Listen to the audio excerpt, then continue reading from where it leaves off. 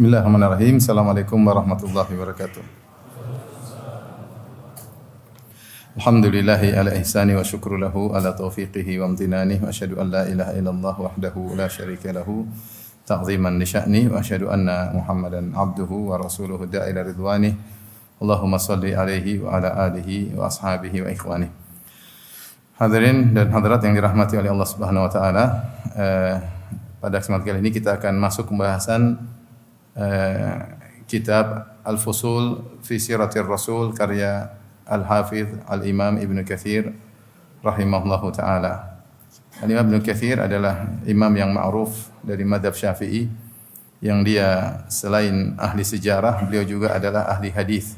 Ya, beliau adalah seorang ahli hadis. Dan di antara keistimewaan beliau perhatian terhadap riwayat-riwayat.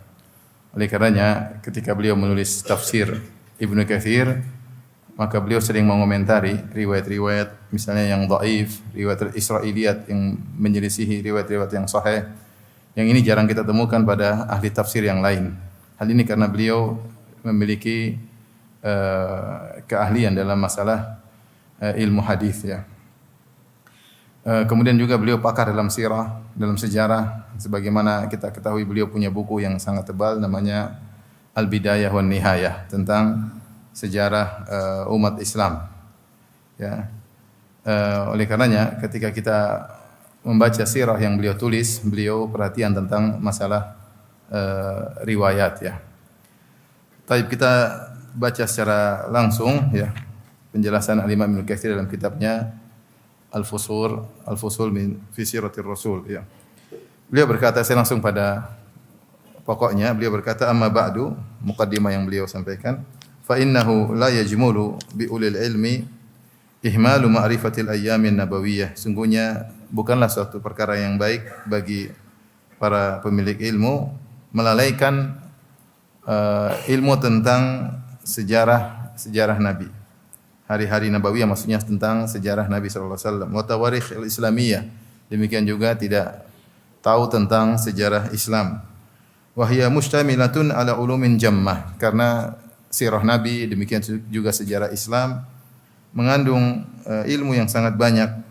Wa fawaida muhimmah, dan faedah-faedah yang penting, ya. Faedah-faedah yang penting baik terkait dengan sirah Nabi sallallahu alaihi wasallam secara spesifik maupun terkait dengan sejarah Islam. Karena sebagaimana dikatakan at-tarikh yu'idu nafsahu, sejarah mengulangi kembali ceritanya. Artinya kalau orang belajar sejarah dia akan tahu sunnatullah yang berlaku, biasanya manusia kalau begini maka begini. Dengan belajar sirah, belajar tarikh, dia mengetahui kebiasaan-kebiasaan manusia sehingga seakan-akan sejarah mengulangi lagi dirinya. Faedah tentang sirah sangat banyak dan faedah tentang tarikh juga sangat banyak. Kita akan membaca tentang bagaimana perjuangan orang-orang terdahulu, bagaimana kesabaran mereka, bagaimana ibadah mereka. Sampai dikatakan jika seorang ingin lebih semangat untuk beribadah, lebih bertakwa, bacalah sejarah orang-orang terdahulu. Sehingga dia tahu dirinya sangat rendah jika dibandingkan dengan orang-orang terdahulu. Sehingga dia selamat dari penyakit ujub. Dan dia pun termotivasi untuk bisa beramal soleh lebih giat lagi ketika membaca sejarah orang-orang hebat, ya. Intinya faedah sangat banyak. La yastaghni alimun anha. Tidak, yang seorang alim tidak harus membutuhkan ilmu ini, ya. Tidak merasa cukup dari ilmu ini. Artinya dia harus belajar. Wala yu'dharu fil irwi minha, dan tidak ada uzur bagi seorang alim tidak mengerti tentang sirah Nabi dan juga sejarah Islam. Wa qad ahbabtu an u'alliqa tadhkiratan fi dzalika, maka aku ingin membuat suatu tazkirah, yaitu tulisan ringkas untuk mengingatkan hal ini, litakuna madkhalan ilaihi, ya, supaya menjadi muqaddimah atau madkhal, supaya bisa seorang lebih membahas lebih panjang lebar lagi. Wa anmudzajan wa aunan lahu alaihi, dan sebagai contoh untuk membantu seorang dalam pelajari ilmu sirah dan tarikh. Wa 'ala Allah i'timadi, dan kepada Allah aku menyandarkan diriku, wa ilaihi tafwidhi wastinadi, dan kepadanya aku menyerahkan segala urusanku. Kemudian dia berkata, wa hiya mustamilatun ala dzikri nasabi Rasulillah sallallahu alaihi wasallam, dan sirah dan sejarah itu mencakup penyebutan tentang nasab Rasulullah sallallahu alaihi wasallam, wasiratihi, dan juga tentang perjalanan hidupnya, wa a'lamihi, demikian juga tentang mukjizat-mukjizatnya dan hal-hal yang terkait dengan beliau. Wa dzikri ayyamil Islam ba'dahu, dan juga tentang sejarah Islam setelah wafatnya Rasulullah SAW ila yaumina hada, sampai hari ini, maksudnya sampai di zaman Ibnu Katsir. Mimma tamassu hajatu dzawil irab ilaihi ala sabil ikhtisar insyaallah taala. Itu saya akan sampaikan perkara-perkara yang penting yang dibutuhkan oleh seorang yang ingin membahas tentang ilmu ini, namun secara ringkas. Jadi buku di depan kita ini buku ringkas, tidak detail ya. Tidak detail, karena buku-buku sirah yang detail banyak ya, seperti misalnya Sirah Ibnu Hisham, maka itu penjelasan yang sirah sangat panjang. Taib. Beliau buka pembahasan pertama tentang zikru nasabihi sallallahu alaihi wasallam, tentang nasab Nabi sallallahu alaihi wasallam. Jadi pada kesempatan kali ini kita akan bahas tentang nama dan nasab Nabi sallallahu alaihi wasallam. Beliau berkata, "Huwa sayyidu waladi Adam." Beliau adalah pemimpin seluruh anak-anak Adam. Sebagaimana dalam hadis yang sahih, "Ana sayyidu waladi Adam yaumal qiyamati wala fakhar." Aku adalah pemimpin seluruh anak Adam pada hari kiamat kelak dan aku tidak sombong, kata Nabi sallallahu alaihi wasallam. Abul Qasim, ya, Rasulullah sallam kunyahnya adalah Abul Qasim.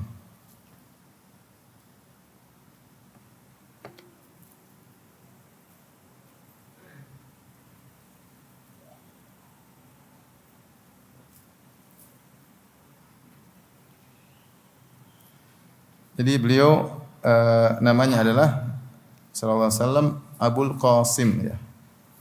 Karena anak beliau yang paling tua namanya Al-Qasim. Kita tahu Rasulullah SAW memiliki beberapa anak ya, di antaranya adalah Al-Qasim, Abdullah, kemudian anak perempuan 4 yaitu Zainab, Ruqayyah, Ummu Kulthum, Fatimah, kemudian anak laki-laki yang terakhir Ibrahim, ya. Jadi anak-anak Nabi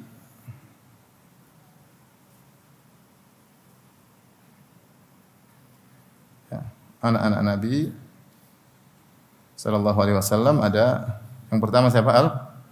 Al-Qasim, kemudian ada Abdullah, kemudian ada Zainab, kemudian ada Ruqayyah, ada Ummu Kulthum, kemudian ada Fatimah. Kemudian ada yang terakhir siapa? Ibrahim. Yang kita tahu Al-Qasim ini semuanya dari Khadijah. Khadijah radhiyallahu taala anha. Adapun Ibrahim dari Maria Al-Qibtiyah. Itu Maria yang dihadiahkan oleh Al-Muqawqis dari Mesir untuk Nabi sallallahu alaihi wasallam, yang Nabi menggaulinya, kemudian lahirlah anak beliau Ibrahim. Tetapi Al-Qasim dan Abdullah ini wafat sebelum Nabi diangkat menjadi seorang nabi. Wafat sebelum diangkat menjadi nabi. Sehingga mereka tidak mendapati kenabian, masa kenabian Nabi sallallahu alaihi wasallam. Karena Al-Qasim adalah anak tertua Nabi, maka Nabi diberi gelar atau lakop atau kunyah apa?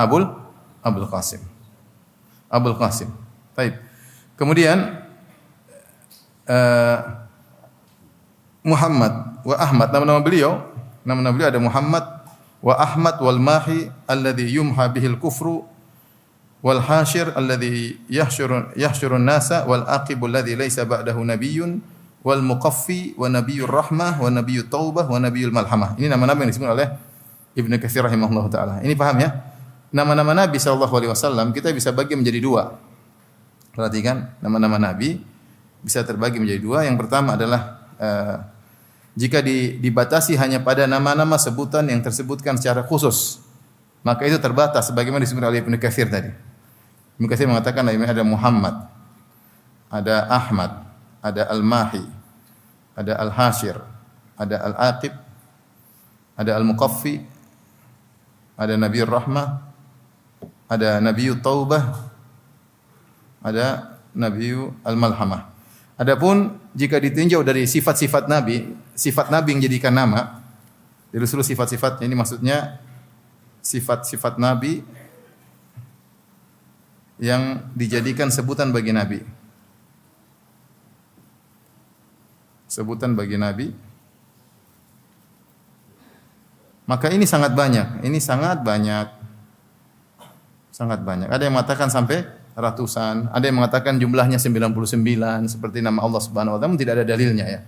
Ya. Nama-nama ini khusus buat Nabi sallallahu alaihi wasallam, nama-nama khusus buat Nabi. Buat Nabi. Artinya nabi-nabi sebelumnya tidak memiliki nama ini. Adapun nama-nama yang nomor 2 ini, yang model nomor 2, yang sifat-sifat dijadikan sebagai nama, maka ini bukan cuma nabi yang memiliki nama tersebut. Contoh misalnya Al-Bashir wan Nadhir, pemberi kabar gembira dan pemberi peringatan. Bukan cuma Nabi Muhammad SAW beri kabar gembira dan peringatan, nabi-nabi yang lain juga pemberi peringatan dan beri kabar gembira misalnya ya. Tetapi kalau Muhammad, Ahmad, Al-Mahi, Al-Ashir, Al-Aqib ini khusus buat Nabi SAW. Saya sebutkan misalnya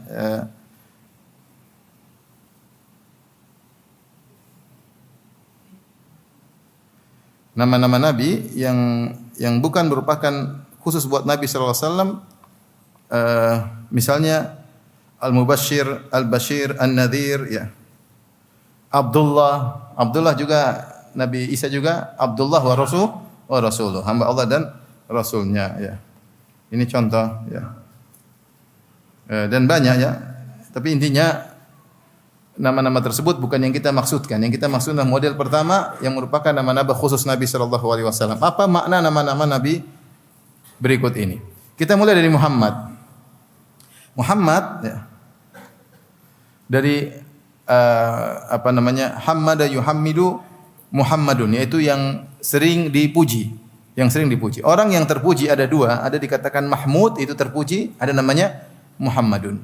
Mahmudun itu juga isim maf'ul, Muhammadun juga isim maf'ul. Bedanya apa? Kalau hammada yuhammidu yaitu pujian yang berulang-ulang. Kalau Mahmud yang terpuji, tapi tidak menunjukkan pengulangan pujian. Muhammad lebih afdal daripada Mahmud. Oleh karenanya nama Nabi SAW bukanlah Mahmud tapi apa? Muhammad, yaitu yang dipuji berulang-ulang. Kenapa dipuji berulang-ulang? Dari 2 sisi, dari terlalu banyak kehebatan sifat-sifatnya sehingga kalau kita mendengar sifat Nabi seperti ini, sifat Nabi seperti ini, kita selalu memujinya. Sehingga dia dipuji berulang-ulang.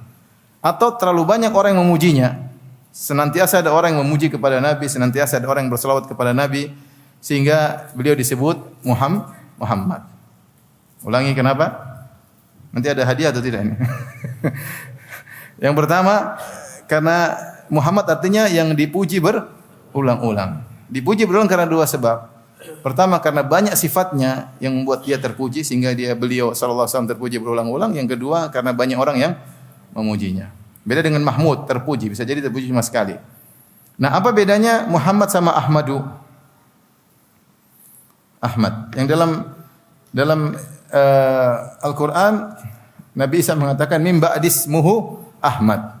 Dan aku beri kabar gembira kepada kalian tentang seorang nabi yang setelahku namanya siapa? Ahmad. Adapun makna Ahmad, perhatikan, Ahmadu. Ahmad ya. Ahmad ini adalah isim tafdhil. Isim tafdhil dalam bahasa Arab. Isim tafdhil itu menunjukkan misalnya yang misalnya akbar yang terbesar, paham? Asghar yang terkecil. Kalau kabir besar, akbar yang paling besar. Shaghir kecil, af'al asghar yang paling kecil, ya. Samin gemuk. Asmanu yang paling apa? Yang paling gemuk, ya. Kemudian misalnya apa? Itu namanya isim tafdhil. Nah, ketika Ahmadu yang paling apa ini? Ahmadu ini maka ada yang apa? Ada 2 makna. Para ulama menafsirkan 2 makna tentang Ahmadu. Yang pertama adalah yang paling memuji Allah, yang paling hebat adalah Rasulullah SAW. Orang yang paling hebat memuji Allah adalah Rasulullah SAW.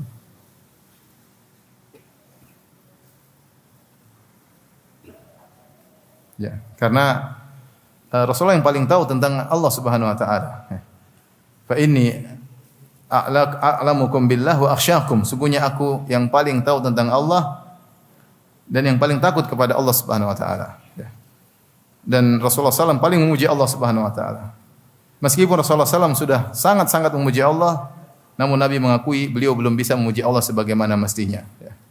Dalam doa witir beliau berkata, "La uhsi thana'an 'alaik, anta kama athnaita 'ala nafsik." Ya Allah, aku tidak mampu memujimu dengan seluruh pujian. Kenapa? Karena ada sifat-sifat Allah yang belum diungkapkan kepada Nabi sallallahu alaihi wasallam. Ada nama-nama Allah yang Nabi belum tahu. Sebenarnya dalam hadis yang kita kenal sebagai hadis penghilang kesedihan, ya. As'aluka bi kulli ismin huwa lak sammaita bihi nafsak aw anzaltahu fi kitabik aw 'allamtahu ahadan min khalqik aw ista'tharta bihi fi ilmil ghaibi 'indak an taj'al qur'ana rabi'a qalbi wa nura sadri wa dhahaba ghammi wa jala huzni. Yang artinya, ya Allah, aku mohon kepadamu dengan semua nama-namamu yang kau namakan dirimu dengan nama-nama tersebut, yaitu Allah menamakan dirinya dengan banyak nama. Au anzaltahu fi kitabik, atau nama-nama yang kau turunkan dalam Al-Qur'an. Ya, au 'allamtahu ahadan min khalqik, atau nama-nama yang kau ajarkan kepada nabimu, Nabi Muhammad sallallahu alaihi wasallam. Jadi ada nama-nama yang ada dalam Al-Qur'an, ada nama-nama yang Allah ajar kepada siapa? Nabi. Au ista'tharta bihi fi ilmil indak. Fi ilmil ghaibi indak, atau nama-nama yang kau sembunyikan dalam ilmu gaibmu, tidak ada yang tahu. Tidak kau turunkan dalam Al-Qur'an dan tidak diketahui oleh Nabi Muhammad sallallahu alaihi wasallam. Oleh karenanya masih ada nama-nama yang Rasulullah SAW tidak tahu. Dan setiap nama mengandung pujian kepada Allah Subhanahu wa taala. Maka Nabi tidak bisa memuji Allah sebagaimana seluruh pujian, dan dia mengakui tersebut dalam doanya. Dia mengatakan, la uhsi thana'an 'alaik. Aku tidak mampu untuk memujimu dengan seluruh pujian, ya Allah. Anta kama athnaita 'ala nafsik. Engkau sebagaimana yang kau puji dirimu sendiri. Kenapa? Karena ilmu Nabi kurang tentang Allah. Tidak semua ilmu tentang nama-nama Allah, sifat-sifat Allah, Allah bukakan kepada Nabi. Nanti pada hari kiamat kelak, ketika Rasulullah SAW sujud, di mana orang-orang semua minta syafaat agar Allah segera datang untuk mulai persidangan, maka Nabi pun sujud di bawah arsy Allah Subhanahu wa taala. Maka Nabi berkata, aku pun memuji Allah Subhanahu wa taala bima hamid la uhsinuhal an. Allah mengajari aku ketika itu dengan pujian-pujian yang sekarang aku belum tahu. Nanti di akhirat Nabi juga memuji Allah dengan pujian-pujian yang Nabi baru tahu ketika itu. Allah baru ajarin. Ada pujian-pujian lain yang untuk Allah yang Nabi sekarang belum tahu. Ya. Kata Nabi, aku memuji Allah dengan pujian-pujian yang aku belum bisa sekarang ini. Meskipun Nabi tidak bisa memuji Allah sebagaimana mestinya, tapi orang yang paling memuji Allah siapa? Nabi. Kenapa? Rasulullah SAW, karena dia yang paling tahu tentang Allah. Semakin seorang paham tentang nama-nama Allah dan sifat-sifatnya, dia semakin agung dalam memuji Allah Subhanahu wa taala. Oleh karena penting bagi kita untuk belajar nama-nama Allah dan sifat-sifat Allah. Karena kita tahu memuji Allah dengan nama-nama dan sifat-sifat Allah tersebut. Setiap nama Allah mengandung sifat yang agung. Jadi Ahmadu, maksudnya Muhammad adalah Ahmadu, maksudnya orang yang paling hebat dalam memuji Allah Subhanahu wa taala. Ini makna pertama.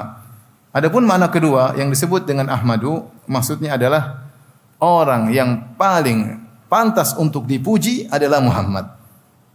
Orang yang paling pantas untuk dipuji adalah siapa? Muhammad. Maka dia disebut dengan Ahmadu, orang yang paling pantas untuk dipuji. Makanya para ulama mengatakan berdasarkan makna yang kedua ini, maka Muhammadun adalah menunjukkan kuantitas.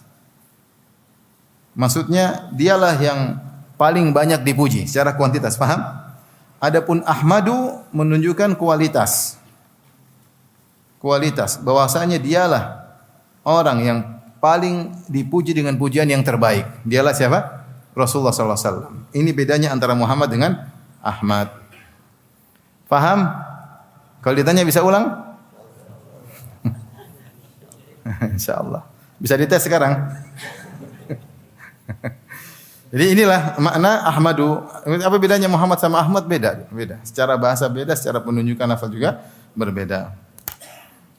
Tapi paham? Kita lanjutkan tentang nama Nabi yang lain yang Ibnu Katsir sebutkan dalam buku Al-Fusul fi Siratir Rasul. Baik, selanjutnya adalah al-mahi wal mahi. Apa kata Ibnu Katsir? Ini dijelaskan oleh Nabi dalam hadis. Alladzi yumha biyal kufur. Alladzi yumha bihil kufru, yang al-mahi itu yang menghapus. Al-mahi itu artinya apa? Yang menghapus. Yang menghapus. Maksudnya menghapus apa? Menghapus kekufuran. Kenapa Nabi SAW disebut dengan al-mahi?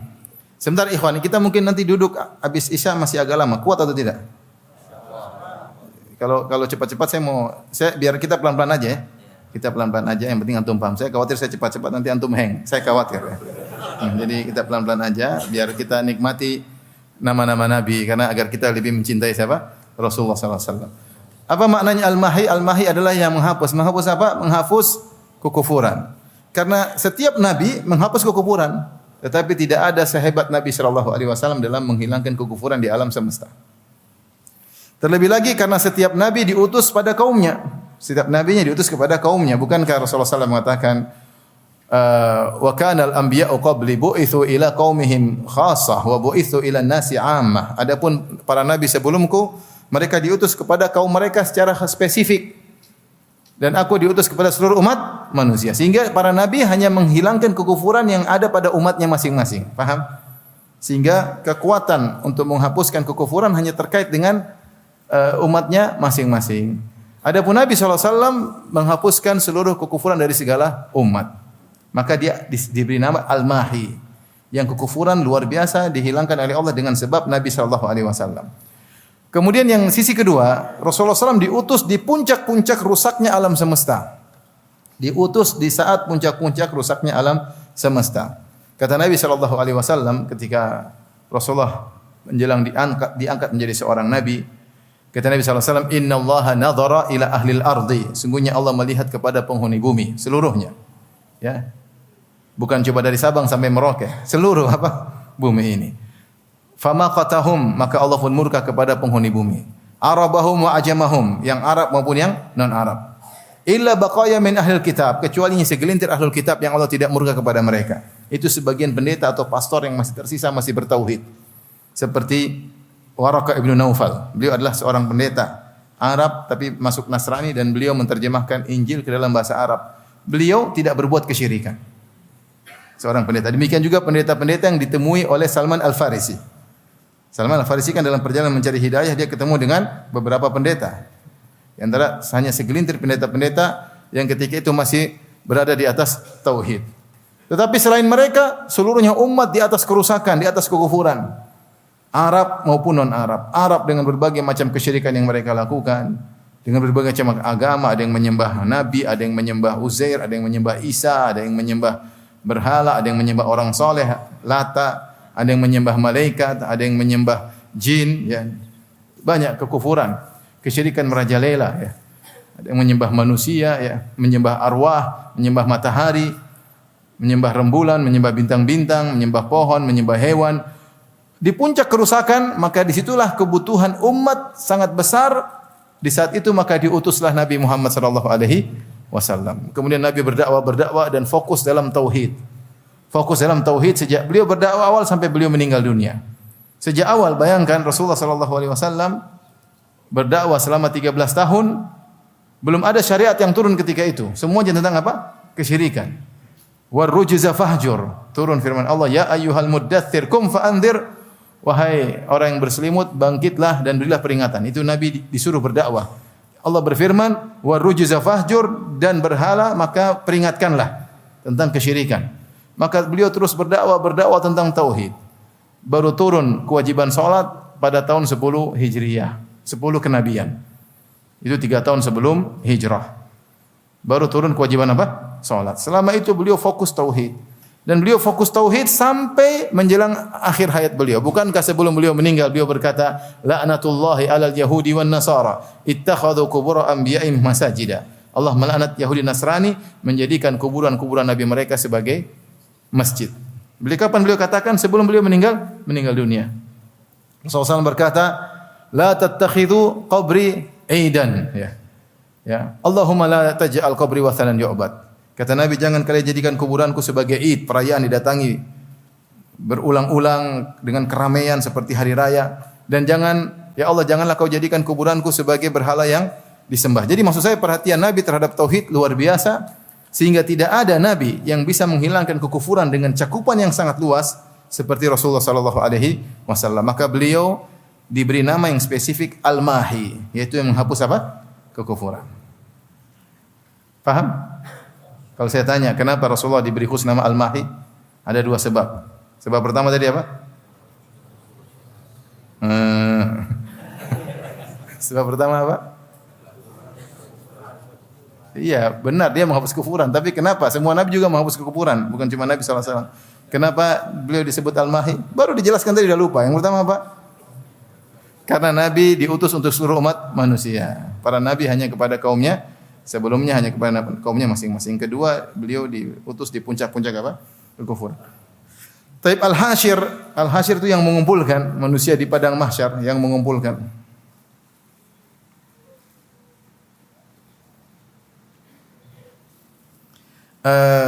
Alladzi yahsyurun nas, yang mengumpulkan manusia. Karena orang-orang dibangkitkan setelah diutuskan Nabi sallallahu alaihi wasallam. Dialah nabi terakhir yang setelah beliau baru kemudian ada hari kiamat. Baru kemudian manusia dikumpulkan setelah wafatnya beliau sallallahu alaihi wasallam. Tidak ada nabi lagi setelah beliau yang kemudian terjadi hari kebangkitan dikumpulkannya manusia di padang mahsyar. Dialah nabi yang terakhir yang setelah beliau maka terjadilah pengumpulan manusia di padang mahsyar. Al-Aqib maksudnya nabi yang terakhir.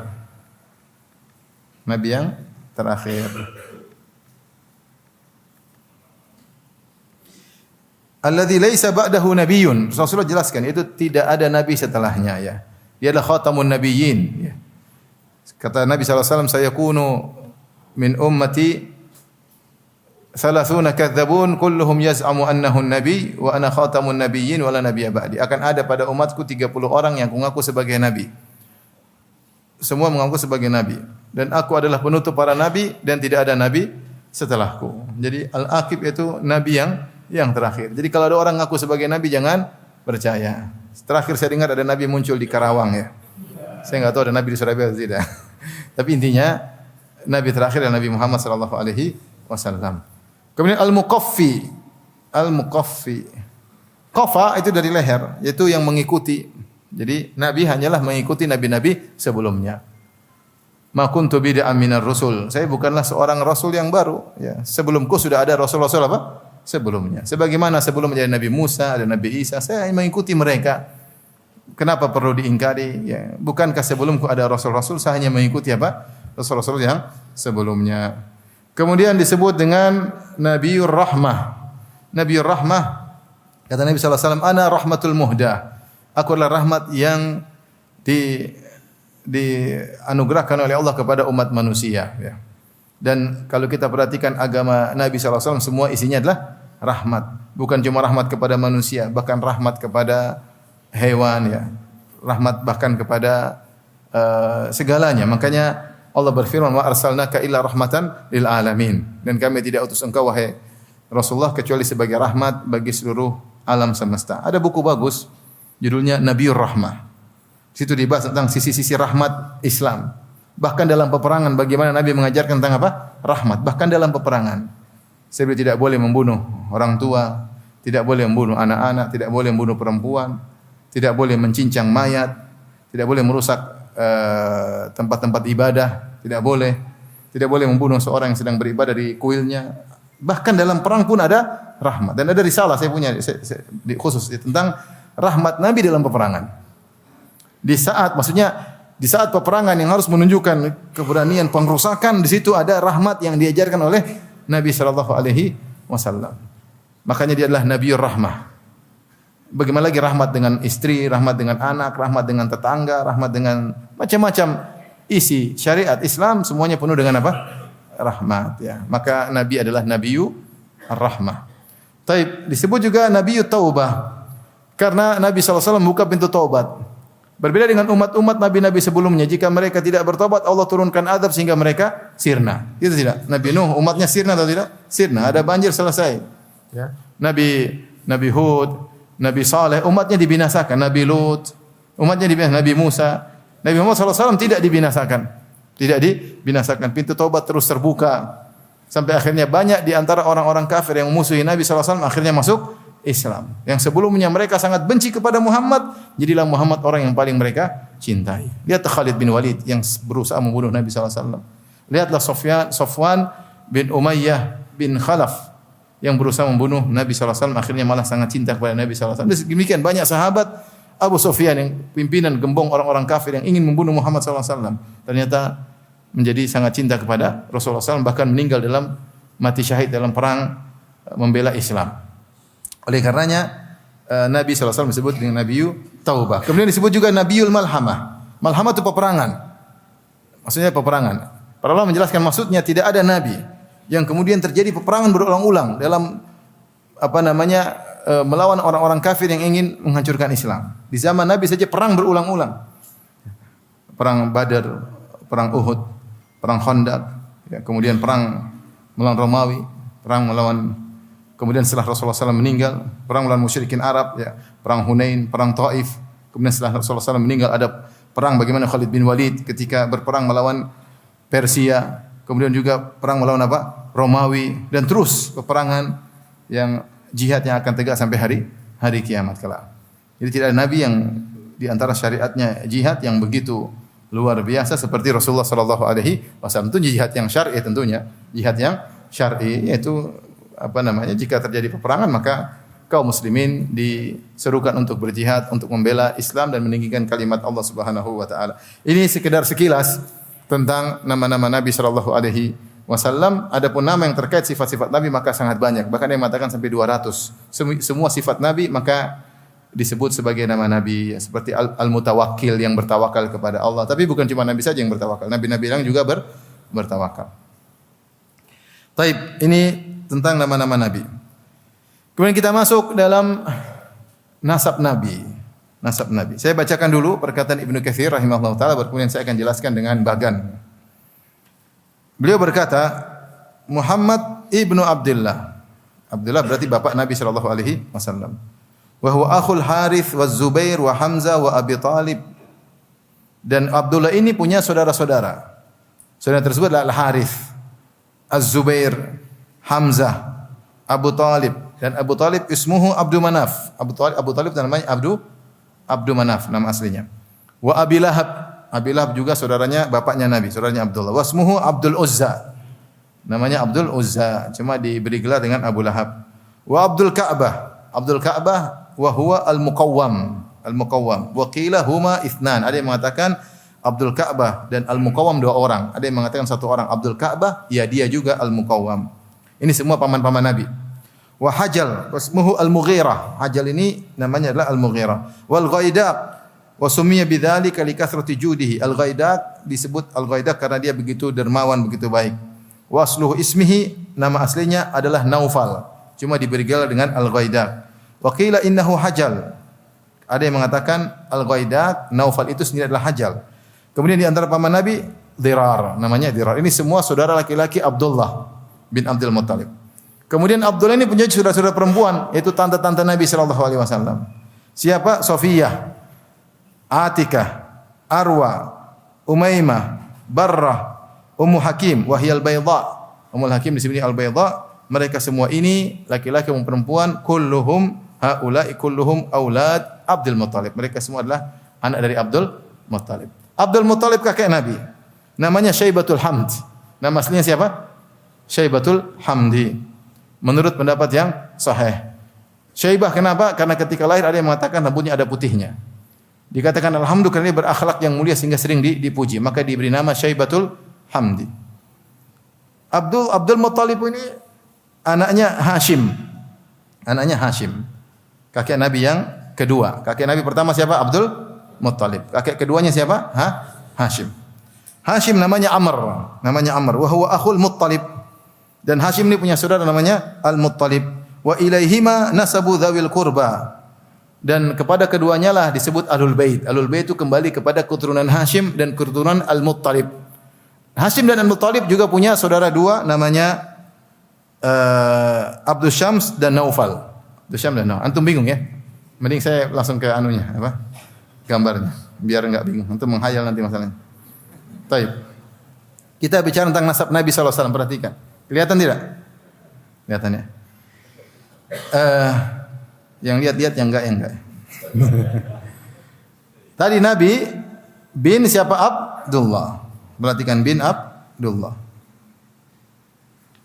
Abdullah ini punya saudara banyak. Al-Harits, Az-Zubair, sebelah kiri lihat. Hilang. Sebentar. Oke. Kelihatan sekarang? Lihat sebelah kiri. Abdullah ada saudaranya Al-Harits, Az-Zubair, Abu Talib. Abu Talib tadi namanya siapa? Abdul Manaf. Abdul Manaf. Kemudian ada juga Abu Lahab. Abu Lahab namanya siapa? Abdul Uzza. Subhanallah.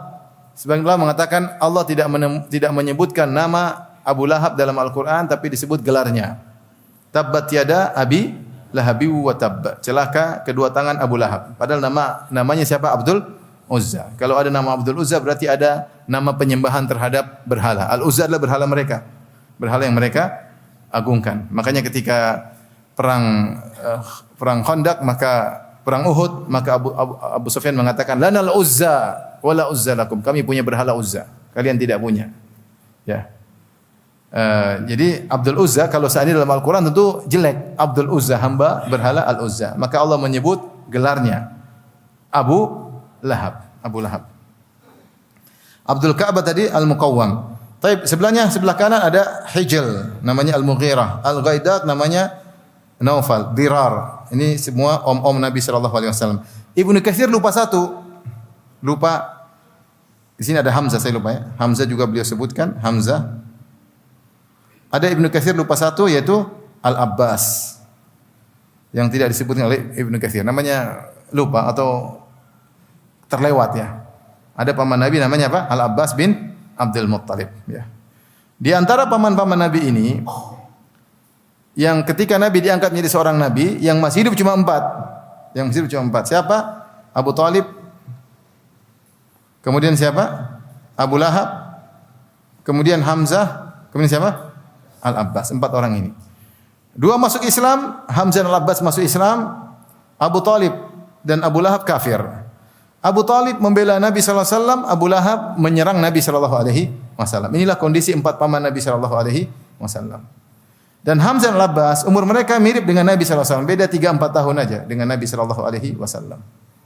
Beda 3-4 tahun dengan Nabi SAW. Jadi paman Nabi tapi umurnya dekat dengan Rasulullah SAW. Dan mereka masuk Islam. Hamzah duluan masuk Islam, kemudian wafat dalam perang Uhud. Al-Abbas belakangan, mungkin tahun 8 Hijriah baru dia masuk Islam. Ada yang mengatakan dia masuk Islam sebelumnya namun dia menyembunyikan keislamannya. Wallahu alam bisawab. Tetapi mereka berdua masuk Islam, Hamzah dan Al-Abbas. Ini tante-tante Nabi sallallahu alaihi wasallam. Tante-tante Nabi. Sofiyah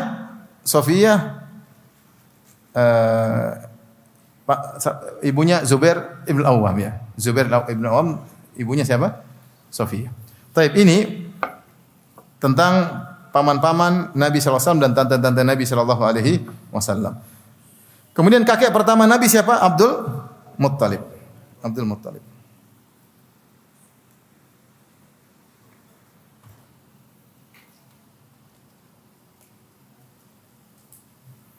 Jadi Abdul Muttalib ini namanya Syaibatul Hamd. Bagaimana kisahnya? Abdul Muttalib bapaknya siapa? Hashim. Hashim ini nama aslinya Amr. Perhatikan, Hashim nama aslinya apa? Amr. Kenapa disebut Hashim? Karena dia diberi gelar Hashim karena dia yahmishu atau karena dia membuat adonan makanan, menghancurkan. Hams itu menghancurkan atau mencampurkan roti dengan minyak kemudian dibagi-bagikan kepada orang-orang ketika mereka dalam kondisi kelaparan. Sehingga dia diberi gelar dengan apa? Hashim. Jadi gelar ini menunjukkan kemuliaan dia. Kalau orang kelaparan dia bikin makanan dia bagi-bagi di musim-musim kelaparan. Nama aslinya Amr. Hashim ini ketika dia pergi ke Madinah, dia menikah dengan seorang wanita dari kaum Ansar dari kabilah Bani Najjar. Kemudian lahirlah Abdul Muttalib, anaknya lahir. Ketika lahir ada yang mengatakan sudah ada putih di rambutnya. Maka dia dikenal dengan Syaibah. Syaibah itu artinya uban. Sudah disebut dengan Syaibah karena ada uban di rambutnya. Kemudian dia pergi ke negeri Syam berdagang. Akhirnya dia meninggal dunia. Hashim ini meninggal dunia. Sementara dia punya anak di Madinah namanya Syaibah. Akhirnya pamannya Muttalib. Muttalib ini pamannya siapa? Syaibah, ya enggak? Perhatikan, Syaibah punya bapak siapa namanya? Hashim. Syaibah punya om namanya siapa? Al-Muttalib. Ngerti? Al-Muttalib akhirnya pergi ke Madinah, dia dengar dia punya ponakan. Maka dia pergi ketemu dengan ibunya Syaibah, istrinya Hashim. Hashimnya sudah meninggal, kemudian dia rayu agar dibawa ke kota Mekah. Dalam sebagian riwayat dia ambil diam-diam, dia bawa lari ke kota Mekah.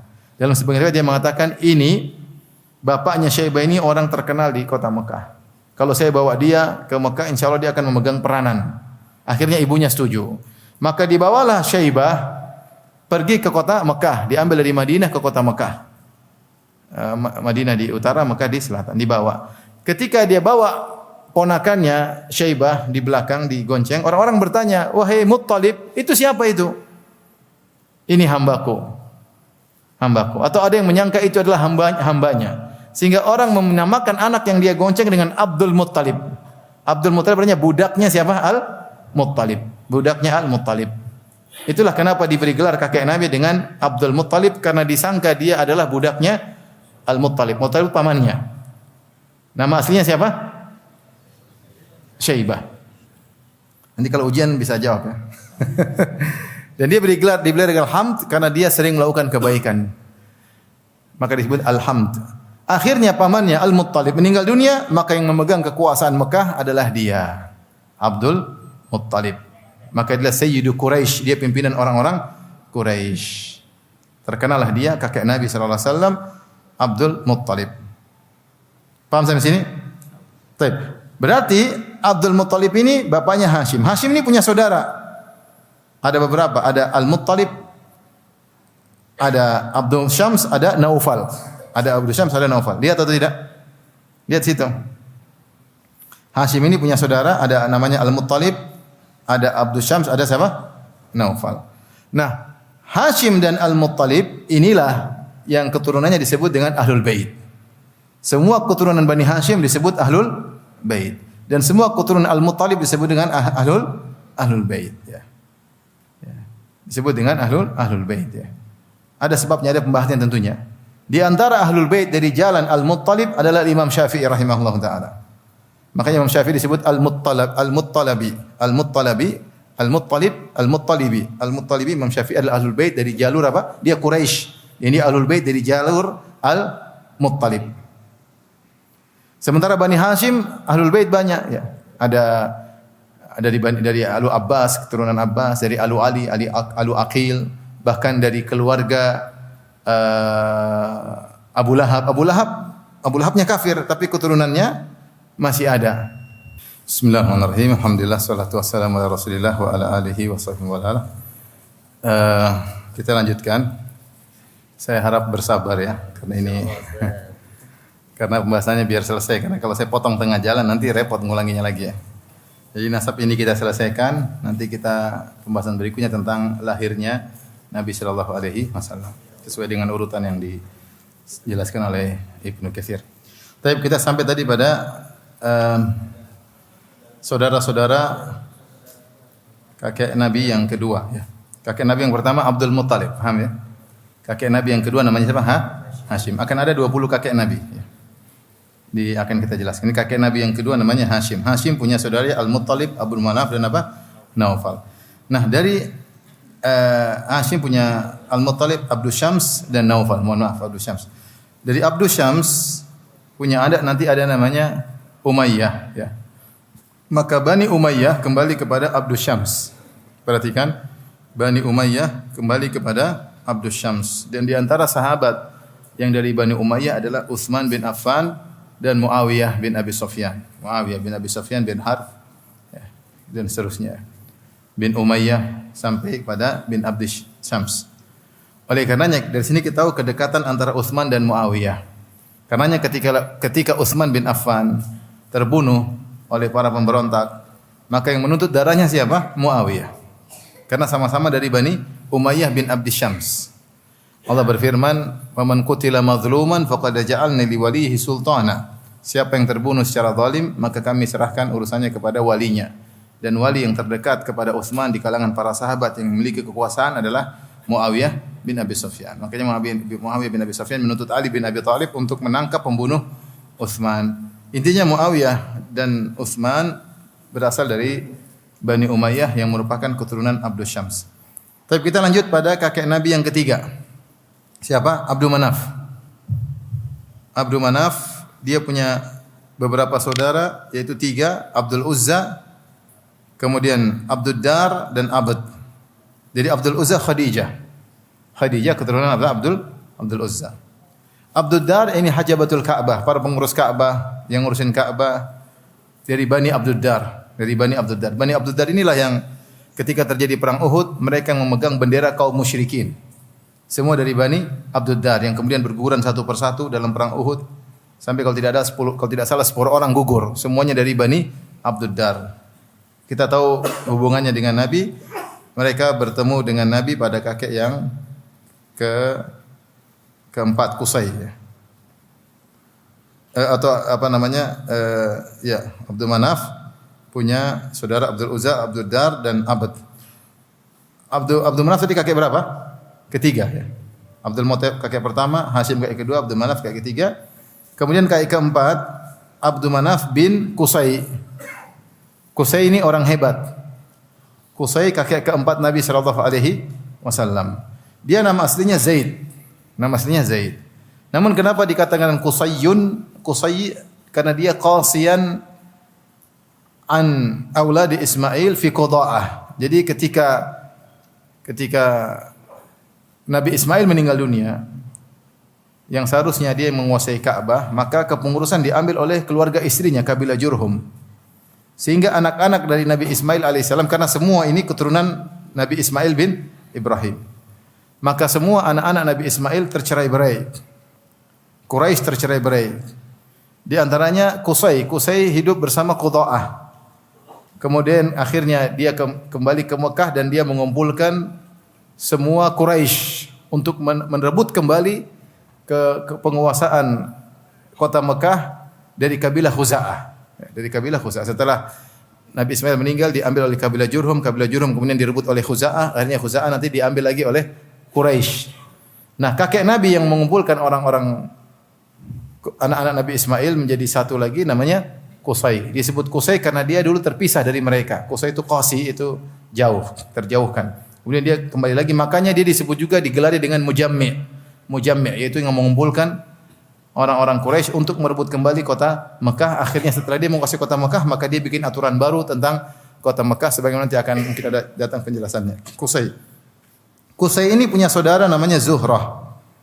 Zuhrah yang ada nisbahnya Az-Zuhri. Az-Zuhri itu dari apa? Bani Zuhrah. Dan di antara sahabat yang dari Bani Zuhrah adalah Abdurrahman bin Auf dan Sa'ad bin Abi Waqqas yang dijamin masuk surga. Asyarah mubasysyaruna bil jannah, 10 sahabat yang dijamin masuk surga yang dari Bani Zuhrah adalah Abdurrahman bin Auf dan siapa?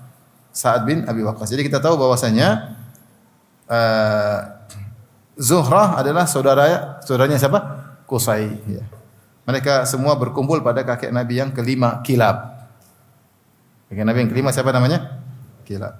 Kilab kakek Nabi yang kelima ini punya saudara 2 namanya Taim sama Yaqdhah. Yaqdhah ini bapaknya Makhzum. Jadi Yaqdhah punya anak namanya Makhzum bin Yaqdhah. Kilab punya saudara namanya Taim dan Yaqdhah, Abu Makhzum. Dari Taim Abu Bakar radhiyallahu anhu. Abu Bakar itu At-Taimi. Dia nisbahnya kepada At-Taimi. Dia Quraisy, ini semua Quraisy ya. Ini semua Quraisy, tapi Quraisy yang At-Taimi. Quraisy yang apa? At-Taimi. Adapun Yaqdhah bapaknya Makhzum, maka semua Bani Makhzum kembali kepada Yaqdhah. Di antara Bani Makhzum adalah Khalid ibn Walid. Dia dari Bani Makhzum. Di antaranya adalah Abu Jahal. Abu Jahal dari Bani apa? Makhzum. Ya. Dan Bani Makhzum dan Bani Hashim bersaing dalam kemuliaan di antara orang-orang Quraisy. Jadi Quraisy itu banyak.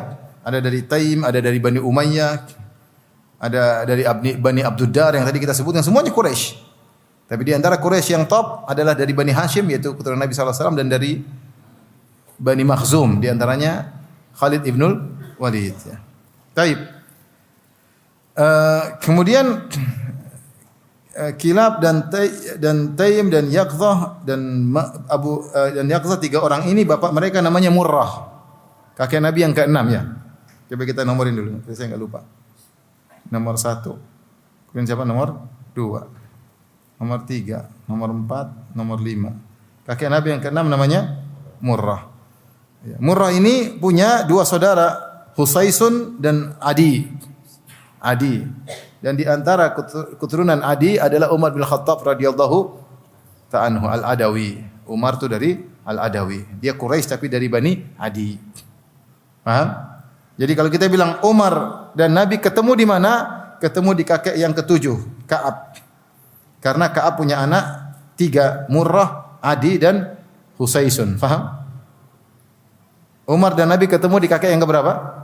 Yang ketujuh. Siapa? Ka'ab. Karena Ka'ab punya anak 3, Husais, Adi dan Murrah. Taib. Ka'ab punya banyak saudara, di antaranya Amir, Sama, Khuzaimah, Sa'ad, Al-Harith, Auf. Kemudian kakek bapak mereka semuanya adalah kakek Nabi yang ke-8 namanya Lu'ai. Lu'ai punya saudara namanya Taim Al-Adram. Kemudian kedua anak ini punya bapak namanya Ghalib, kakek Nabi yang ke-9. Ghalib punya saudara 2, Al-Harith dan Muharib. Al-Harith dan Muharib. Dan Al-Harith ada sahabat yang dari keturunan Al-Harith namanya Abu Ubaidah Ibnul Jarrah. Abu Ubaidah Ibnul Jarrah dari keturunan siapa? Al-Harith. Oleh karena kalau dia bilang Abu Ubaidah Ibnul Jarrah ketemu dengan Nabi pada kakek Nabi yang keberapa? Yang ke-10, yaitu Fihr. Ghalib dan Harith dan Muharib punya bapak namanya Fihr. Paham? Fihr. Fihr punya saudara lagi namanya Harith. Dan mereka berdua punya bapak namanya Malik, kakek Nabi yang ke-11. Malik punya saudara namanya Salt dan Makhlat, dalam riwayat Yakhlat. Makhlat atau Yakhlat. Yang ketiga orang ini punya bapak kakek Nabi yang ke-12 namanya Nadhar.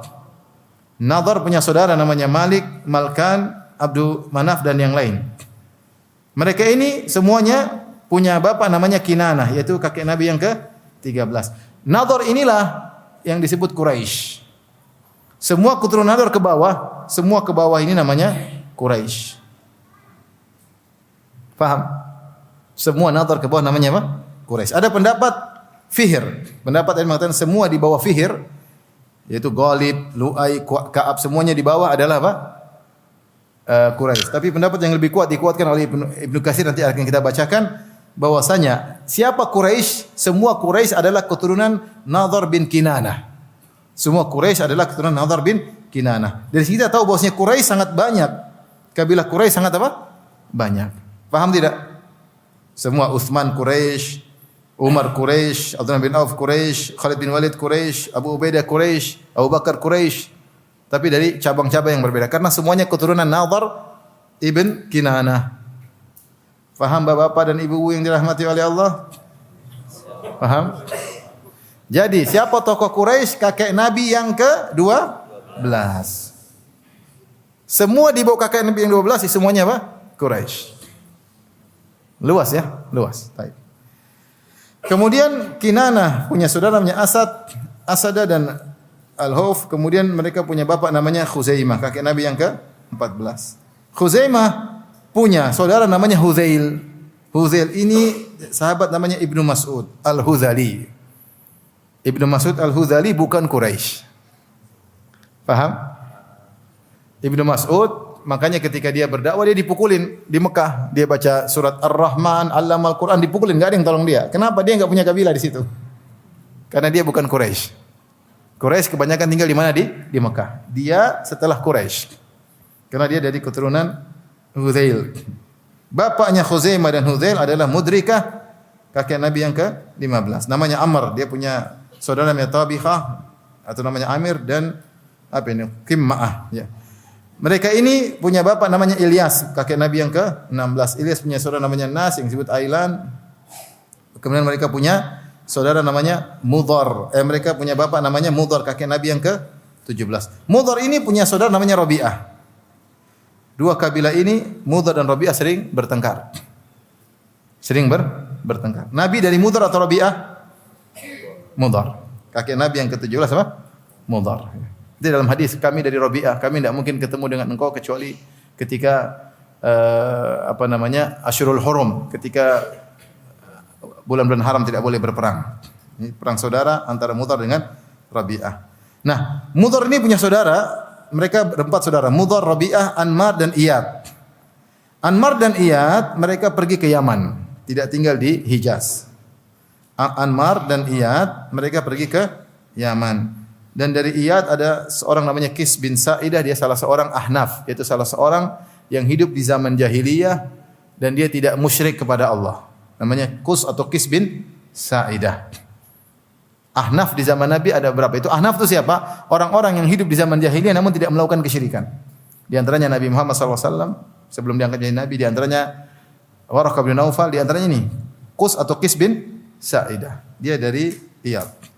Kemudian Mudhar punya bapak namanya siapa? Siapa di situ? Nizar. Nizar kakek Nabi yang ke-18. Kemudian ini ada yang kurang satu ini. Harusnya 20 ya.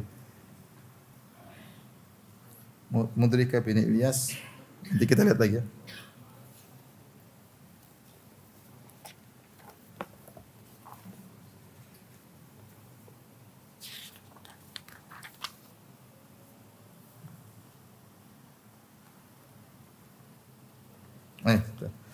Taib, kemudian benar pas. Ma'at berapa? Nizar dan Qudha'ah punya bapak namanya siapa? Ma'at. Ma'at kakek Nabi yang ke-19, yang terakhir kakek Nabi ke-20 namanya siapa? Adnan. Jadi tidak kurang pas. Inilah 20 kakek Nabi sallallahu alaihi wasallam. Nah, Adnan ini terus turun sampai akhirnya Ismail. Ismail alaihissalam bin Ibrahim. Paham? Ini Arab, ini semua namanya Arab Al-Adnaniyah. Al-Arab Al-Adnaniyah. Atau disebut juga dengan Al-Arab Al-Musta'rabah. Atau disebut juga dengan Arab Al-Muta'arribah. Nanti akan kita jelaskan maksudnya apa. Nah, antara Adnan dan Ismail ini tidak ada sanad yang jelas. Ada yang mengatakan hanya 4 kakek, ada yang bilang 40 kakek, ada yang mengatakan 15 kakek antara Adnan sampai apa? Ismail. Tapi semua sepakat Adnan keturunan siapa? Ismail bin Ibrahim. Paham? Apalagi Ibrahim sampai Adam lebih parah lagi khilafnya. Jadi antara Adnan sampai Ismail ada khilaf tentang jumlah kakek dan khilaf tentang nama-nama kakek tersebut. Kakek-kakek tersebut. Intinya kita tidak usah bahas karena para ahli nasab berselisih tentang antara Adnan sampai Ismail. Tapi Adnan ke bawah sampai Nabi semua sepakat.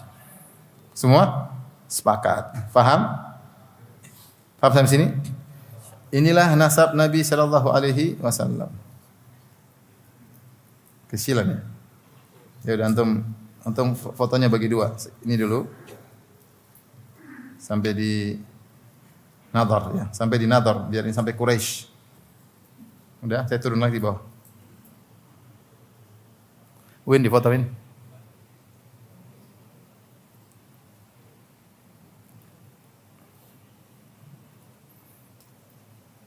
Sudah? Terus yang di bawah Quraisy, nah ini Kinanah ya.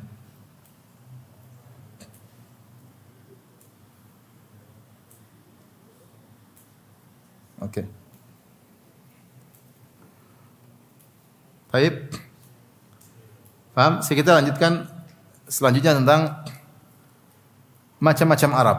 Ini tidak disebut oleh Ibnu Katsir tapi tambahan ya. Agar kita bisa paham ya. Faedah yang bisa kita ambil dari sini, ikhwan. Ternyata Quraisy semuanya keturunan siapa?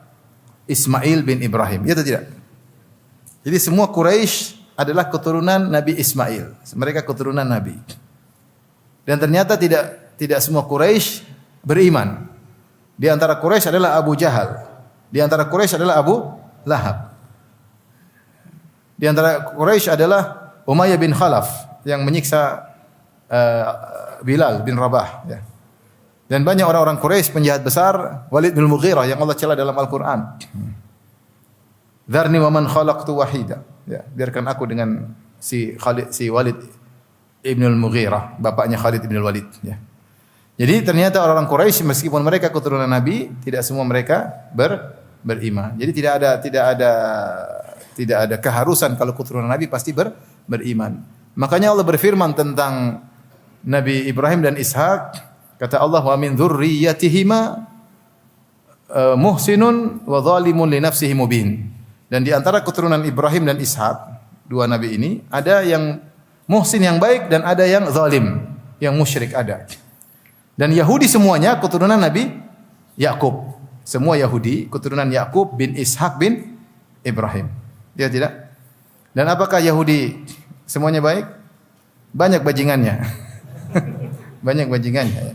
Yang hobi mereka membunuh para nabi. Kalau nabi saja mereka bunuh, apalagi Palestina. Tidak susah bagi mereka untuk membunuh apa? Saudara-saudara kita di Palestina. Jadi saya ingin sampaikan sama antum, tidak ada perkataan kalau keturunan nabi pasti apa? Pasti soleh. Tidak ada. Bahkan keturunan nabi pun tidak semuanya soleh. Di antara orang-orang yang mengaku sebagai keturunan nabi, ada yang Syiah, ada yang Sunnah, yang Salafi, dan ada yang Sufi. Macam-macam juga. Ada yang tukang maksiat, ada yang dai yang luar biasa, berbagai macam.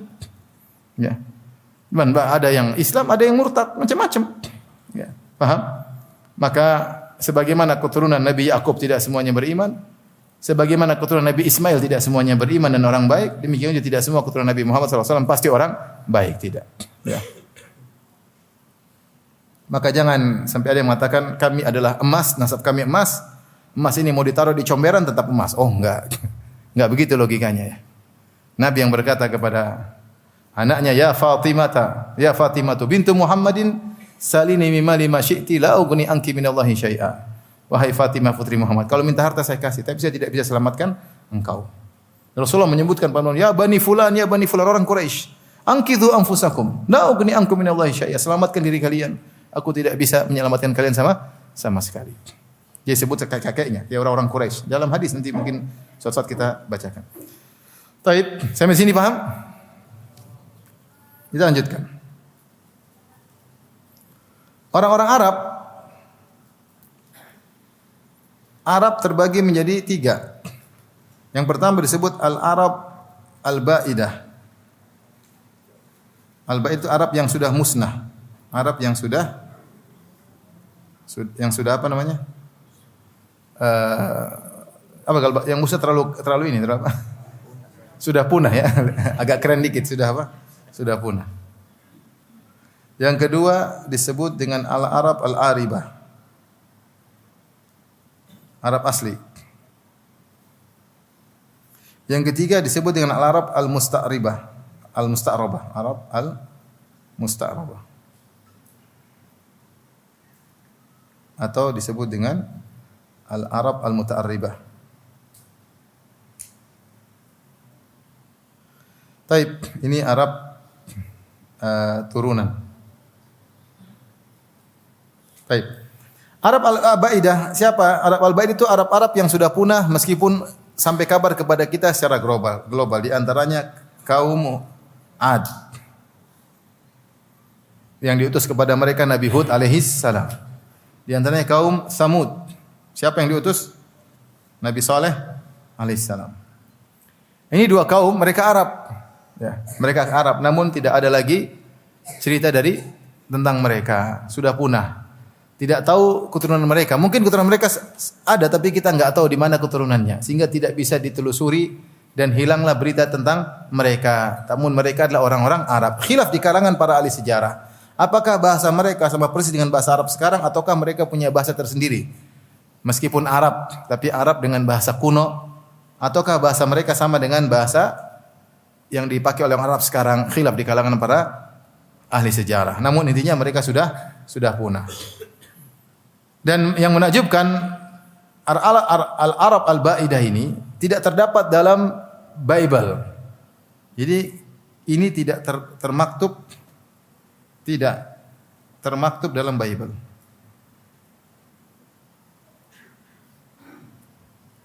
Adapun jadi sehingga tidak ada cerita Nabi Hud, Nabi Saleh dalam Bible enggak ada. Nabi Nuh ada atau tidak? Ada. Nabi Lut ada atau tidak? Ada. Tapi Nabi Arab enggak ada. Nabi Arab tidak ada. Al-Quran menyebutkan ada Nabi sebelum Nabi Muhammad yang Arab. 3. Nabi Hud, Nabi Saleh, Nabi Shu'aib. Ini Arab. Nabi Muhammad, Nabi Arab yang keempat. Untuk menjelaskan bahwasanya sudah ada Nabi Arab sebelum Nabi Muhammad sallallahu alaihi wasallam. Karena orang Ahlul Kitab mereka mengatakan, orang Yahudi terkhusus kan, mereka mengatakan Nabi harus dari keturunan Bani Israel. Mereka tidak mengakui adanya Nabi Arab. Padahal sebelum Nabi Muhammad itu sudah ada Nabi apa? Arab. Baik. Al-Arab al-Aribah, Arab asli maksudnya dari Qahtan. Dari Qahtan, yaitu yang di Yaman. Di Yaman. Mereka adalah Arab asli, disebut Arab al-Qahtaniyah. Ini banyak keturunannya. Di antaranya banyak suku-sukunya, di antaranya Jurhum. Kabilah Jurhum.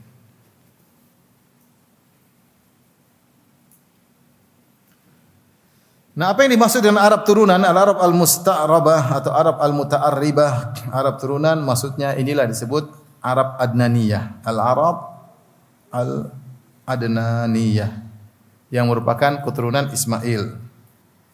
Keturunan Nabi Ismail alaihissalam.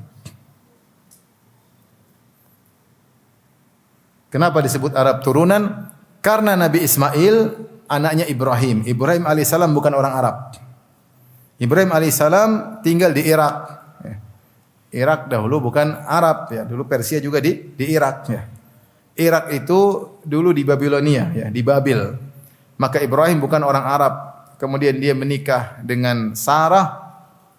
Kemudian menikah juga dengan Hajar. Hajar suku Al-Qibt ya. Kemudian dari Mesir. Kemudian punya anak namanya siapa? Ismail. Jadi Ismail bukan Arab. Maka sebagaimana kita tahu akhirnya Hajar dibawa oleh Ibrahim alaihissalam bersama putranya si kecil Ismail ke kota Mekah. Dari negeri Syam ke kota Mekah ya. Kemudian tinggallah Hajar dan Ismail di situ.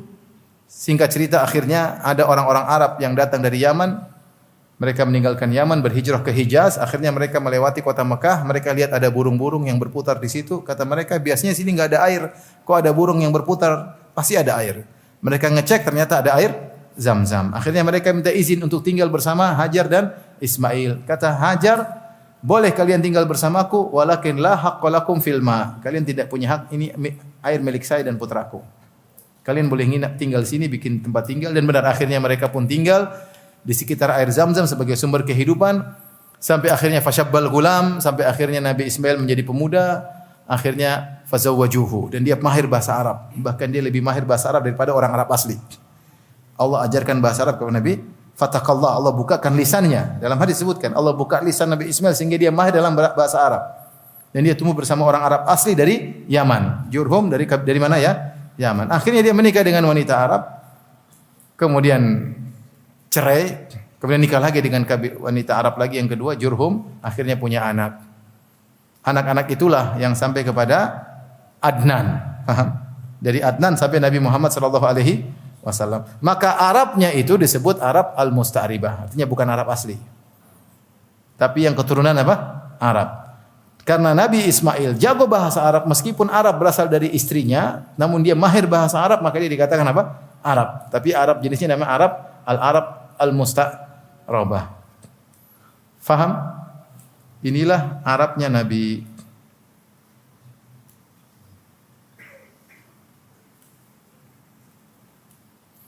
Nabi Ismail ya, tadi apa? Menikah dengan orang Arab asli dari kabilah Jurhum yang dari Yaman. Paham sampai sini?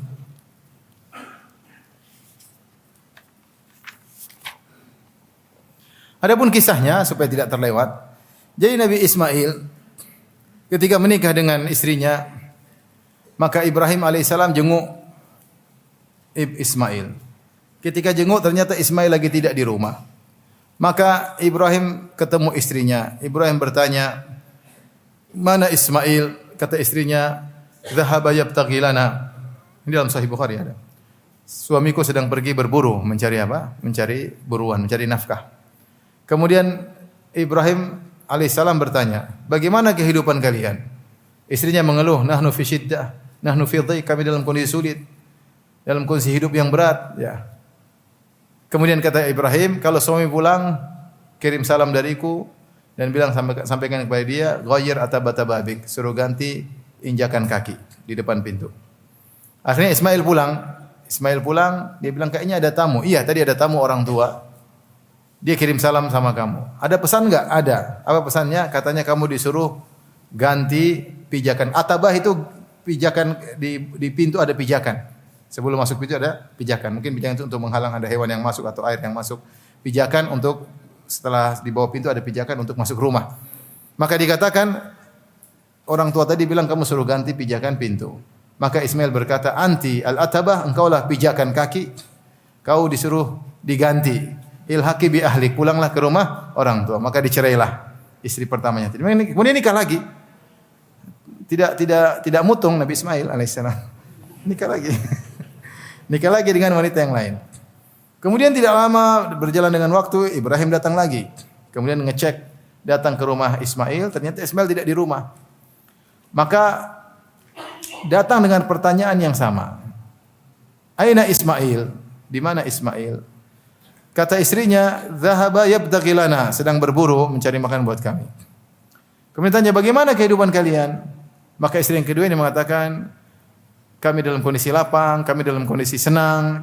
Dia puji. Maka Ibrahim berkata, "Kalau datang Ismail, sampaikan salam dariku dan pesan dariku, sabit atabata babik. Kokohkanlah pijakan kakimu, jangan diganti." Akhirnya Ismail datang. Ismail tadi ada orang enggak? Iya ada. Orangnya begini, penampilannya bagus. Dia puji, penampilannya bagus. Kalau tadi enggak, tadi ada orang tua. Yang ini enggak, ini penampilannya bagus. Dia selalu lihat pada sisi positif. Ada pesan enggak? Ada. Katanya disuruh mempertahankan apa? Pijakan kaki. Nah, dari situlah kemudian Ismail bertahan dengan istrinya ini, maka akhirnya punya anak keturunan. Ya. Padahal dua wanita ini dalam kondisi yang sama. Kehidupan yang sama, model kehidupan yang sama. Tapi yang satu suka mengeluh, satu suka bersyukur. Yang suka mengeluh diceraikan oleh siapa? Ismail. Yang suka bersyukur dipertahankan oleh apa? Ismail. Jadi ibu-ibu jangan suka mengeluh ya. Dan bapak-bapak sabar. Jangan ikut-ikut Nabi Ismail. Ini karena dapat wasiat dari sahabat Nabi Ibrahim. Kecuali bapak antum Ibrahim alaihissalam bolehlah. Dan demikian akhirnya punya anak-anak. Ketika Nabi Hajar meninggal, Ismail meninggal, akhirnya kekuasaan diambil oleh keluarga istrinya. Itulah siapa? Jurhum. Ketika diambil oleh keluarga istrinya, maka terjadi kerusakan-kerusakan, jadi kemaksiatan-kemaksiatan. Sampai Ka'bah yang dibangun oleh Ibrahim dan Ismail, di situ ada hadiah-hadiah, dicuri emasnya, hadiahnya oleh mereka. Sampai akhirnya ada dua sepasang lelaki pemuda-pemudi yang berzina dalam Ka'bah.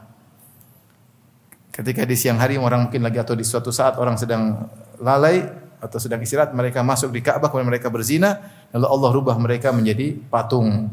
Namanya Isaf dan Nailah.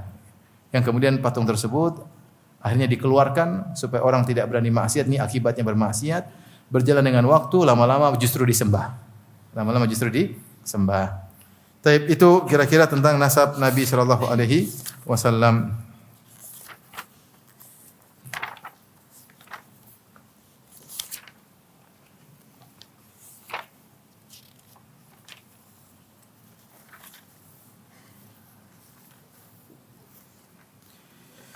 Dan Nabi sallallahu alaihi wasallam memiliki nasab yang terbaik. Dalam Sahih Muslim, Rasulullah SAW bersabda dari hadis Wathilah bin Al-Asqa radhiyallahu anhu, Qala Rasulullah sallallahu alaihi wasallam, "Inna Allah khatara Kinanata min waladi Ismail." Sungguhnya Allah telah memilih Kinanah dari keturunan Ismail. Tsumma ikhtara min Kinanah Quraisyan, dan Allah memilih dari Kinanah ada Quraisy, ya. Maksudnya Nadhr bin apa? Kinanah. Tadi kita bilang yang Quraisy siapa? Nadhr. Tsumma ikhtara min Quraisyin Bani Hashim. Di antara Quraisy yang begitu banyak Allah pilih Bani Hashim, yaitu kakek keberapanya Nabi? Kakek keduanya Nabi, bin Abdul Muthalib bin Hashim. Tsumma ikhtarani min Bani Hashim. Kemudian Allah milih aku di antara Bani Hashim, ya. Jadi ini menunjukkan nasab yang termulia dari Nabi sallallahu alaihi wasallam. Faqad sahha anhu, ya. Kata Ibnu Katsir rahimahullahu taala, "Walam yulad min Bani Ismail a'dhamu min Muhammad sallallahu alaihi wasallam." Tidak ada dari keturunan Ismail yang lahir yang lebih agung dari Muhammad sallallahu alaihi wasallam. Bal lam yulad min bani Adam ahadun wala yulad ila qiyamis sa'a'dhamu minhu. Dan bahkan tidak pernah ada orang yang lahir dari keturunan Nabi Adam dan sampai hari kiamat tidak akan ada anak yang lahir yang lebih agung daripada Nabi Muhammad sallallahu alaihi wasallam. Faqad sahha anhu annahu qala, dan telah valid, telah sahih bahwasanya Rasulullah SAW bersabda, "Ana sayyidu waladi Adam wala fakhr." Aku adalah pemimpin anak-anak Adam pada hari kiamat dan aku tidak sombong. Adam faman dunahu minal anbiya tahta liwa'i. Nabi Adam dan seluruh nabi-nabi setelahnya semua berada di bawah benderaku. Wa sahha anhu annahu qala, dan telah valid dari Nabi sallallahu alaihi wasallam beliau bersabda, "Sa'aqumu maqaman yarghabu ilayyal khalqu kulluhum." Aku akan mendapati suatu kedudukan yang semua makhluk pergi kepadaku, yaitu bertujuan kepadaku. Hatta Ibrahim, sampai Ibrahim pun datang kepadaku, ya. Semuanya maqam tersebut adalah maqam al-mahmud. Wa hadha huwal maqamul mahmud. Inilah maqam al-mahmud, kedudukan yang tinggi yang terpuji, alladzi wa'adahu Allah taala, yang Allah janjikan buat Nabi sallallahu alaihi wasallam, wa huwa syafaatul uzma, yaitu syafaatul uzma allati yashfa'u fil khalaiq kullihim, di mana Nabi sallallahu alaihi wasallam beri syafaat kepada seluruh makhluk, liyurihahumullah bil fasl bainahum min maqamil mahsyar, agar Allah mengistirahatkan mereka dengan Allah memulai persidangan di antara mereka di padang mahsyar. Kama jaa mufassaran fil ahadits sahihah, sebagaimana datang terperinci dalam hadis-hadis yang sahih dari Nabi sallallahu alaihi wasallam. Jadi Nabi sallallahu alaihi wasallam di hari kiamat kelak, ketika manusia dibangkitkan pada hari kiamat dalam kondisi telanjang, dalam kondisi panas matahari jarak 1 mil, maka orang-orang datang berat sekali, keringat bercucuran sampai ada yang keringat di paha, ada yang sampai di pinggang, ada yang sampai di mulut. Dan manusia dempet-dempetan sehingga tidak ada tempat kecuali hanya untuk berdiri. Mereka tidak bisa tidur, mereka tidak bisa duduk. Panas matahari ditambah dengan panas keringat mereka, jadi kondisi sangat berat. Fi yaumin kana ya miqdaru 50,000 sanah, di hari yang apa lamanya seperti 50.000 tahun. Maka orang-orang pun mencari syafaat agar Allah segera datang memulai persidangan. Mereka datang kepada Nabi Adam, Adam menolak. Adam bilang saya pernah punya kesalahan. Mereka datang kemudian kepada Nabi Nuh, Nabi Nuh juga menolak. Kemudian Nabi Ibrahim juga menolak. Kemudian kepada Nabi Musa menolak. Kepada Nabi Isa menolak. Akhirnya mereka datang kepada Nabi Muhammad SAW. Maka Rasulullah pun sujud di situ di bawah arsy. Kemudian Nabi muji Allah dengan pujian-pujian yang Nabi belum bisa sekarang. Akhirnya Allah mengatakan, "Ya Muhammad, irfa' ra'sak wasal tu'tah wasfa'tu syafa'." Wahai Muhammad, angkatlah kepalamu dari sujudmu, mintalah akan dikabulkan, berilah syafaat, kau akan diberi syafaat. Maka itulah disebut dengan syafaatul uzma, syafaat besar. Karena syafaat tersebut terkait dengan seluruh makhluk. Kenapa mereka sedang kepayahan? Karena Allah belum datang-datang untuk mulai persidangan. Sampai kapan mereka harus menunggu sementara matahari dengan jarak seperti itu? Sampai Nabi Adam berkata ketika menolak untuk memberi syafaat, dia mengatakan, "Inna rabbi qad ghadibal yauma lam yaghdab qablahu mithlahu wala ba'dahu." Sungguhnya Rabbku sedang murka pada hari ini. Tidak pernah Allah murka sebelumnya seperti ini dan tidak Allah pernah murka setelahnya seperti ini. Nafsi, nafsi, saya juga butuh syafaat. Allah telah melarang saya untuk makan dari sebuah pohon, maka saya pun melanggar. Saya tidak berani memberi syafaat. Pergilah kepada nabi yang lain. Di saat itulah Nabi Muhammad SAW memberi syafaat, namanya syafaatul uzma. Apa fungsinya syafaatul uzma? Syafaat agar Allah segera datang untuk memulai apa? Persidangan. Wa jaa rabbuka wal malaku saffan saffa. Maka datanglah Allah diiringi dengan malaikat bersaf-saf, maka Allah mulai persidangan. Sampai sini saja ya kajian kita. Jazakallahu khairan, demikian saja. Insyaallah kita lanjutkan kesempatan yang lain. Subhanakallah bihamdik asyhadu an la ilaha illa anta astaghfiruka wa atubu ilaik. Assalamualaikum warahmatullahi wabarakatuh.